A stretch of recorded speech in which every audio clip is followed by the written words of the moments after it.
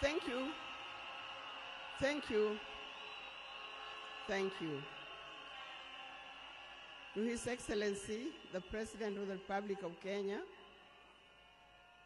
His Excellency William Samoei Ruto, and Her Excellency Lady Rachel Ruto, the former President, President Uhuru Kenyatta,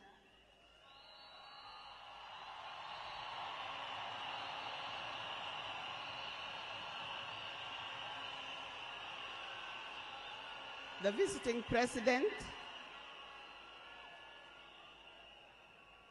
president past and present, the deputy presidents, all distinguished guests, ladies and gentlemen, and watu wetu wa Kenya kwa jumla, hamjambo. Today is a very unique day. It is not every day that I would be standing here to say something to the nation and to the world about my dear husband, Raila Amolo Odinga.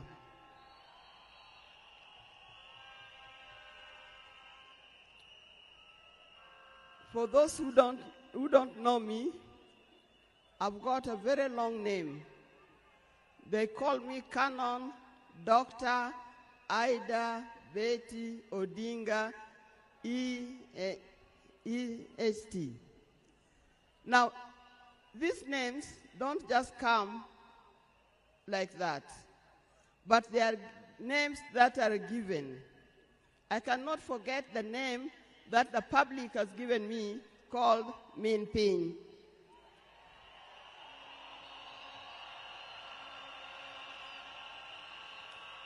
That name is a very heavy name because it is a name that puts a lot of responsibility to the owner of that name. I'm also gotten the name of Peace Ambassador. And for that reason, even before I say something else, I'd like to say something about peace. One thing that I know that Raila stood for, and he keep on repeating, is that we need peace in our nation, we need peace in our homes. And peace will not survive in a situation, in a chaotic situation. For that reason, I appeal, today I appeal, let us mourn Raila in peace. I know you are all concerned. I know you are all mourning. You are sad about this, but let's keep peace so that the peace can prevail, not only here in the stadium, but also in the rest of the country. Coming to talk about my dear husband, Raila Amolo Odinga. I first met Raila way back in the early 70s, and we got married in 1973. For that reason, I've lived with this man for 52 years. Many of the people that I see or who are in this stadium could have easily been our children. No wonder you call him Baba. That name did not come from nowhere, but came from the experience and the life that he has lived with and relationship that he has had with some of these people. During our union, we were blessed by 4 children. First, the first child was called Fidel Castro Odhiambo Odinga. When Fidel was born, I was a bit hesitant the way he gives the name. I say, why do you call him Fidel? Then he said he was a great admirer of Fidel Castro, and therefore he named his first child Fidel Castro Odinga. Later, we had the second child, Rosemary, and here again, Rose is the name of my mother, and Mary is the name of his mother. We combined the two names together, and we called the child Rosemary. It also has a meaning to us. When it came to the third one,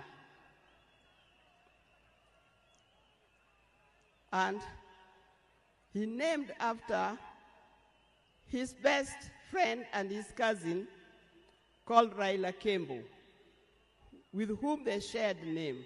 So we ended up with Raila Odinga. Last, there was a big gap, and I'll explain to you. Last came the fourth child. The fourth child, when I went to the hospital, and you know those mothers, well, you know, you end up somewhere in labor ward. And I was watching the television. And on the television, that's the time when Nelson Mandela had come out of prison. It was he's been there for 27 years. Raila also had been in prison, but that's not why we named her Winnie. And I was watching the television.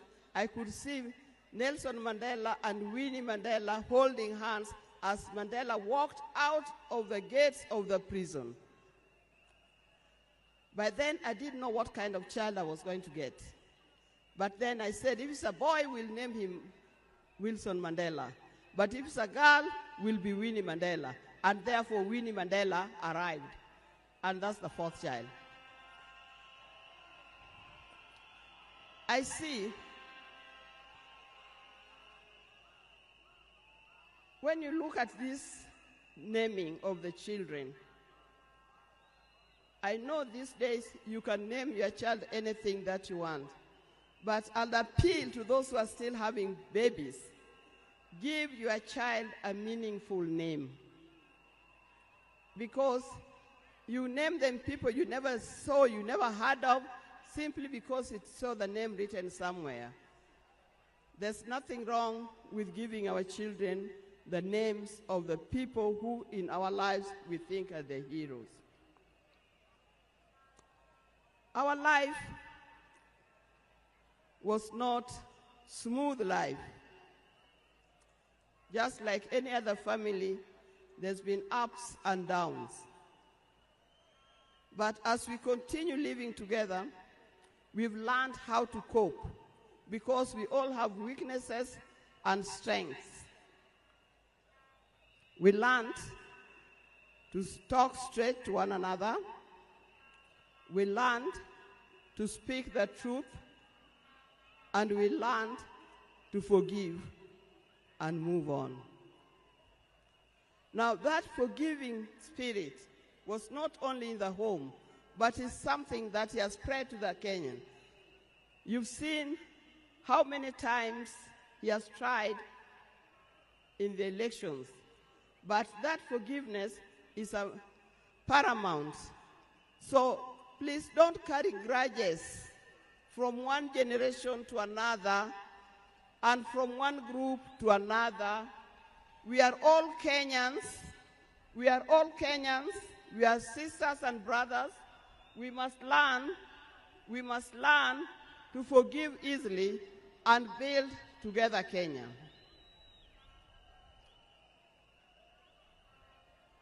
Towards the end, I'll not say everything. I would like to say everything, but time would not allow.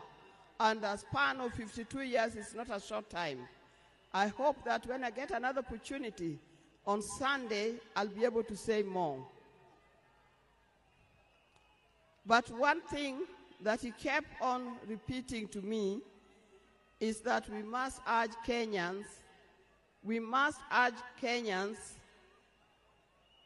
we must urge Kenyans to live in peace. He kept on repeating that. We must repeat it to our Kenyans, we live in peace. Raila hated dishonesty. He hated dishonesty. He hated greed.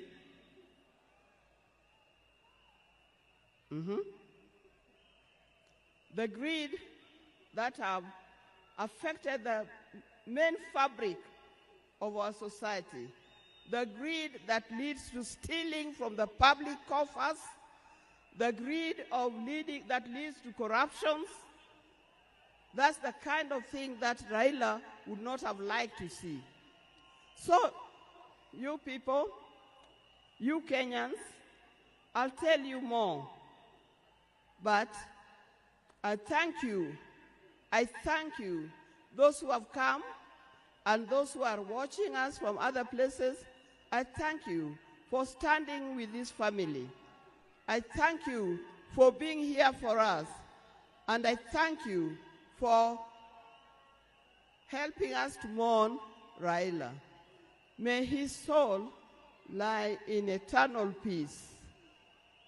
And for the people of Kenya, I wish you well, thank you, and may God bless you.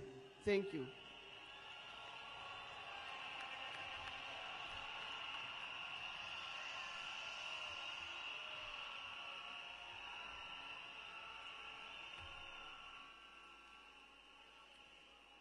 Fellow monarchs, we are moving towards the end of this occasion, the first part, so that we can allow a second part that is going to take place in the afternoon.